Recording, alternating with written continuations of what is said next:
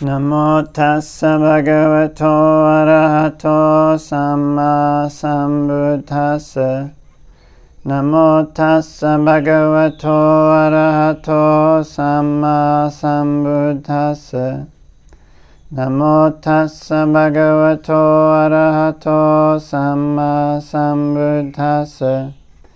Buddhaṃ saranang gacchāmi, Dhammāṃ saranang gacchāmi, Sanghaṃ saranang gacchāmi. Dutiyampi Buddhaṃ saranang gacchāmi, Dutiyampi Dhammāṃ saranang gacchāmi, Dutiyampi Sanghaṃ saranang gacchāmi. Tatiyampi Buddhaṃ saranang gacchāmi, Tatiyampi Dhammāṃ saranang gacchāmi, Tatiyampi Sanghaṃ saranang gacchāmi. So I hope that everybody's keeping well wherever might be. And was chatting with somebody and through email, and they asked a good question, which was,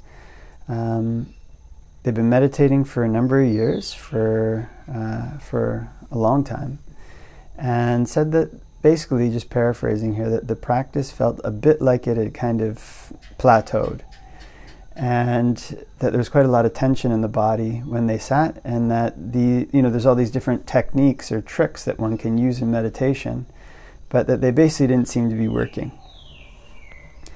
So it's a very good question, actually, because meditation, when it's practiced, is part of an entire lifestyle. So, in other words, what the Buddha is teaching us to do is to train our intentions and generate kamma that leads to the end of kamma. So essentially, what we're doing throughout the day and with the intentions that we have going into meditation have an effect on the results that we're going to get in meditation. So it's like anything else, like if one imagines that one is trying to grow something and there's a ceiling that one places on, say, a plant, and one wants to grow a plant, but one puts it in a room that's only so large, right? Like a 4 or 5 foot room. If one puts a plant in a 4 or 5 foot room, even if there's light and everything else, then the plant will grow to 4 or 5 feet and it'll hit the ceiling, and it won't be able to grow beyond the ceiling. So in a similar way, the intentions that one has for one's lifestyle, as far as renunciation goes, those things are a ceiling on one's ability to grow in one's meditation. So this is especially relevant if one is a lay person. As a monk, the Buddha has basically designed the lifestyle of a monk in such a way that if one follows the Vinaya, if one basically has certain intentions, then there's not really so much of a ceiling on the monastic lifestyle. The lay lifestyle can be really different because there's so many different ways that one can exist as a lay person, so many different ways one can live in the lay life. And one of the most important things for meditation is right intention. They've got this intention of renunciation, intention of ill will. So sometimes what can happen to a meditator or a practitioner, if they've been meditating for a while, is they'll be meditating, and then there'll be an insight that they have to give something up. There's something that they have to change, not just in the technique that they're using when they meditate, but in their lifestyle. There's something they're doing in their lifestyle that they have to change, that they have to give up, that they have to reduce, that they have to simplify. And sometimes that insight comes and people ignore it, or they put it away, or it's not necessarily the case in every case, but at a certain point they decide that they don't want to change their lifestyle beyond a certain point. Now this is like putting a ceiling on the plant. So the plant can grow, it can grow up to that point, but when it hits the ceiling, there's going to be this pushing, and that pushing causes discomfort in the body, can cause discomfort in the body. So essentially, if we conceive the body as like a highway system, right? And certain intentions will route, or maybe a train track system would be a better analogy. Certain intentions will route the train tracks in different ways. You know, some train tracks switch like this.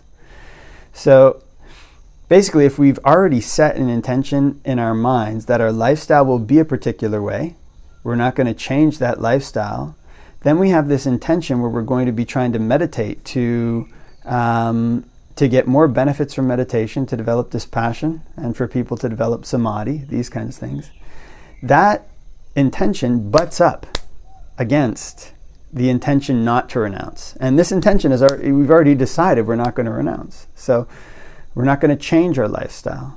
So when we do this, essentially when we're meditating, you can feel one might feel energy coming up to the head, trying to move forward, and then there's this blockage. It creates discomfort. These two competing intentions can create discomfort in the body when one meditates. So what one always wants to be looking at in meditation is not just whether or not one is doing the technique correctly or there's different tricks to the technique. That's important, actually. One learns to approach meditation in different ways. But one wants to look at how one's lifestyle is changing. What is one doing in one's life? Is one becoming less angry? Is one becoming less greedy? Right? Is one becoming less deluded, less infatuated? Is one becoming less infatuated with sensual pleasures? When one practices meditation to eliminate these things, it should change one's lifestyle. One's lifestyle will gradually become more and more solitary. One will be spending more and more time alone. One will be engaging in entertainment less. This will be probably one of the biggest blocks that one faces in one's lay life. One has the intention to meditate, but one doesn't want to give up entertainment.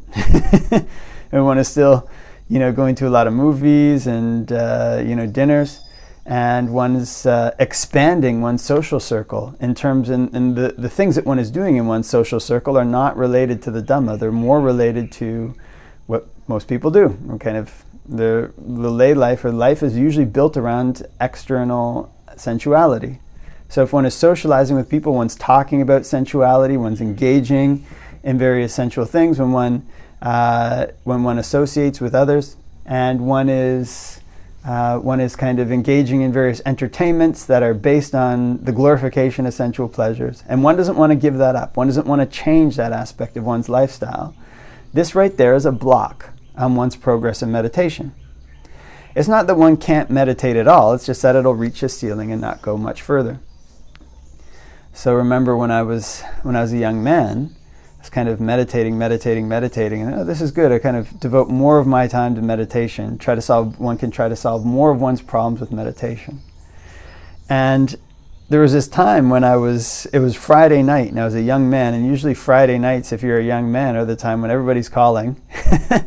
And I found myself alone in my bedroom meditating, and I got really freaked out. It's like, what's happening here? Nobody called me. And so I decided, this is getting a bit weird here.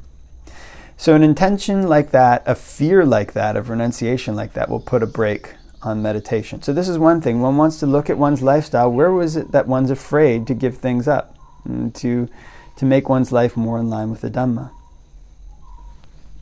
Another thing for lay people is that one of the strongest recommendations that the Buddha gives for lay practitioners is the keeping of the 8 precepts once a week. Now, I've said this a bunch of different times. I've been a monk for a while now, and I've been a Buddhist for more than half my life. And I've never met a single person who consistently keeps the 8 precepts once a week. When I was a young man, I actually tried to do this when I was a young man for different periods. I don't think I was fully successful for the whole time. I was actually not in Theravada at that time. But in any event, what happens is that keeping the 8 precepts in and of itself will put walls around one's life that enforce renunciation. Just doing this for one day alone, it weakens the fabric of one's relationship to external sensuality almost everywhere in one's life. And one eats one meal a day, once a week, one becomes more thin, and one becomes less attractive to people. When people treat one different. One doesn't engage in entertainment once a week. This puts the brakes on going out and socializing and these things. And it's only one day a week, but that one day a week spreads out into one's life. And it affects one's relationships. It affects the way that one relates to the world at large in a significant way. So one will still be a layperson, but there will be this portion that's pulled back for renunciation. So if one is feeling that one's practice is stalled, one might want to look to this as well, to the 8 precepts. What's one doing in terms of the 8 precepts? Another strategy that one can use as well is to look at one's meditation practice, again, not in terms of techniques, but in terms of defilements and good qualities in the mind. One can ask oneself, what is the worst bad quality that's oppressing me right now? And one can focus on that and try to come up with a strategy for eliminating it. Try to come up with objective goals, objective plans for actively reducing this negative quality that's in one's mind and in one's life. Now, for example, if it's, I binge watch Netflix. Well, okay, there's an addiction right there. It's based on greed. It's unwholesome. It's going to have a lot of unwholesome results, and you can measure it. How much time am I spending watching Netflix every week, every day, and then gradually start to reduce that. This intention to reduce it and measure it. Set goal. One can set goals. Okay, I watch 3 hours of Netflix a day. I don't know if Netflix is still popular, but I watched 3 hours of movies or streamed 3 hours of unimportant things a day. Let's try to reduce that to 2 hours this week. And then one reduces that to 2 hours, one keeps doing that week after week until it becomes something that feels stable, until it becomes something that feels normal, that one can do it without any effort. In other words, it's become part of one's lifestyle. Then one reduces it more, another hour, so it's just 1 hour. The part where it will get really scary is when one decides to quit it altogether. Or it can get really scary, because that's when one's lifestyle changes significantly. So in this way, having this intention of renunciation, having the intention to move one's life forward so that more and more space in one's life is occupied by the Dhamma, can open up doors in one's meditation practice, so that one can derive more happiness from it. The more happiness one derives from it, the less dependent one becomes on the lay world, the less dependent one becomes on things that are shaky, things that can change, things that can bring one suffering, that one can't control. So this can create a virtuous cycle where one sees the benefits of renunciation. One sees how renunciation leads to happiness, and one wants to do it more.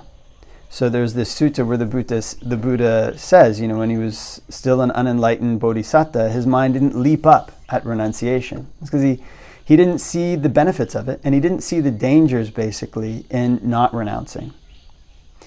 So we can train ourselves to do this by carefully observing the benefits we get from meditation, observing the way our meditation opens up when we develop the intentions of renunciation, and observing the dangers that come when we don't renounce, and the suffering that comes when one is reliant on things that one can't control. So in this way, renunciation doesn't have to seem like a scary thing. It's something that we can do to lift the ceiling on the plant so it has more room to grow. So although we're putting the sunshine in, although we're watering the plant, we're practicing meditation, we're keeping the precepts, we're giving dana, still, if we don't have the intention to give things up, to renounce, there's this ceiling. So when we see the benefits in this ceiling can be lifted, and our meditation practice can grow. Because it's through renunciation that one can develop dispassion for the things that have been causing one to suffer all the time. And it's through dispassion that one can reach the Buddhist goals, the more proximate goals of the elimination of defilements, and the permanent one of the ending of defilements, which is a permanent happiness. So renunciation is a good thing. So leave that for reflection, and wishing everybody all the blessings of Dhamma practice.